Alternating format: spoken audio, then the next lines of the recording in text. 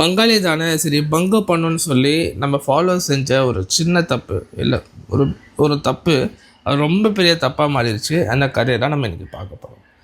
நம்மளோட ஃபாலோவர் வந்து தமாமை சேர்ந்தவர். அவர் என்ன பண்ணியிருக்காருன்னா, அங்கே டிராஃபிக்கில் தெஹ்ரான் சைடில் டிராஃபிக்கில் நிற்கும் போது ஒரு தாவ வண்டி வந்து இப்படி கட் அடிச்சுட்டு போயிருக்கு. அவர் ரொம்ப நேரம் டிராஃபிக்கில் நிற்கிறாரு. அவர் குறுக்கில் வந்தோடனே அவருக்கு ரொம்ப கோவம் வந்துருச்சு. சரி போய் பார்ப்போம், அவன் மட்டும் இந்தியனை வேறு நேஷ்னல் இருந்தால் திட்டுவோம், சவுதியாக இருந்தால் கம்முன்னு இருந்துருவோம் அப்படின்னு நினச்சிக்கிட்டு அவன் போய் பார்த்தோன்னே பங்காளி நல்லா அசிங்கமாக திட்டிருக்காரு. வண்டியிலேருந்து அசிங்கமாக அவன் வந்து எதுவுமே திட்டல. இவர் வந்து இங்கிலீஷில் திட்டுறாரு, ஹிந்தியில் திட்டுறாரு, தமிழில் சில வார்த்தைகளை போட்டு திட்டுறாரு. அதுக்கப்புறம் அவன் வண்டி அங்கேயே நிப்பாட்டிட்டான். என்னடா வண்டி அங்கேயே நிப்பாட்டியிருக்கானே அப்படின்னா அவன் ஃபோன் எடுத்து ஃபோட்டோ பிடிக்க ஆரம்பிச்சிட்டான்.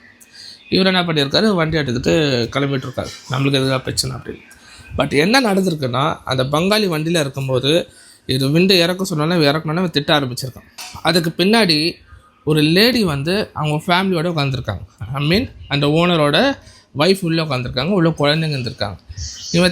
இவர் திட்டுற எல்லா இங்கிலீஷ் வார்த்தைக்கும் அந்த குழந்தைங்களுக்கு அர்த்தம் தெரியும். இல்லை கெட்ட வார்த்தை பேசுகிறாங்க, குழந்தை கேட்குறாங்க, அந்த லேடிக்கும் கேட்குது.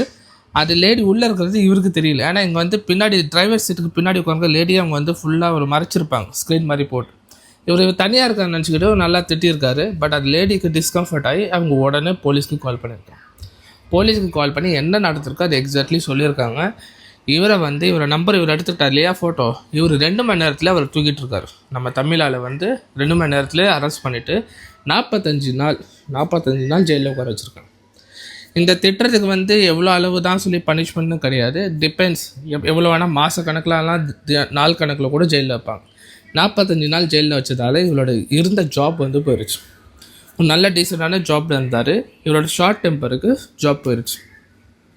இவர் என்ன சொன்னார்னா, நான் சவுதிக்காரனை திட்டினாதானே பிரச்சனை, பங்காளியை திட்டினா யார் கேட்க போகிறாதான் நினச்சேன். பட் சவுதியில் அதை வந்து அக்செப்ட் பண்ணிக்க மாட்டாங்க. நீங்கள் சவுதியாக இருங்க, வேறு எந்த நேஷ்னாலிட்டி வேணால் இருங்க, நீங்கள் மற்றவங்கள மரியாதை இல்லாமல் பேசிட்டிங்கன்னா உங்கள் மேலே கம்ப்ளைண்ட் கொடுத்தாங்கன்னா ஜோலி முடிச்சிருச்சு. ஓகே, ஸோ தயவு செஞ்சு இதை தப்பு பண்ணுறாதீங்க. இதே நீங்கள் அங்கே இப்படி வண்டி ஓட்டிருக்காங்கன்னா அங்கேயே ஃபோட்டோ பிடிச்சி நீங்கள் கம்ப்ளைண்ட் பண்ணியிருந்தீங்கன்னா அவங்க மேலே ஃபைன் வந்துருக்கும். நீங்கள் தேவையில்லாமல் கெட்ட வார்த்தையை பேசி அது அன்ப்ரொஃபஷனலாக ஹேண்டில் பண்ண போய் இப்போ இவ்வளோ பெரிய பிரச்சனைலாம் மாட்டிக்கிட்டார். ஸோ இதே தப்பு நீங்கள் பண்ணுறாதீங்க. இதே மாதிரி உங்கள் ஃப்ரெண்ட்ஸுங்க எல்லோரும் திட்டிகிட்டே இருக்காரு வண்டியில், அவருக்கு இந்த வீடியோ கண்டிப்பாக ஷேர் பண்ணி விடுங்க. அண்ட் நீங்கள் சவுதி வாசிக்கு புதுசாக வந்திருந்தீங்கன்னா மறக்காமல் ஃபாலோ பண்ணி வச்சுக்கோங்க. சவுதியில் நடக்கிற உண்மைகளை என்னோட மூலியமாக நான் வெளியில் கொண்டு வருவேன். அடுத்த நல்ல வீடியோவில் சந்திக்கிறேன். அது வரைக்கும் குட் பாய்.